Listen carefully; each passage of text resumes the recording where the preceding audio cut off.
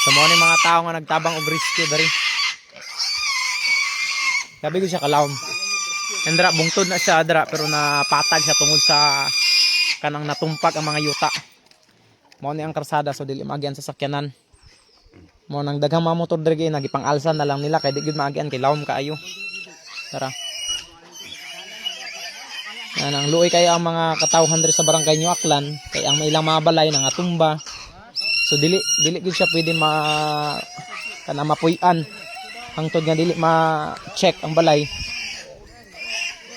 Again mo ang balay sa akong igagaw nga natumba sab matindahan niya guba. Lawom kaayo. Sa taas na dito sa taas na to'y bata dito nga natabunan apil sa pagkuan sa yuta. Pag nga sa yuta nahulog siya sa bangag so kailangan pa to kaluton. And then I think dili siya makaya og kanang kalot lang ako an tao kung kailangan dito siya bako para makita ang bata. Nga na yung kahimtang dari. Dara lawom kay na dara nga area.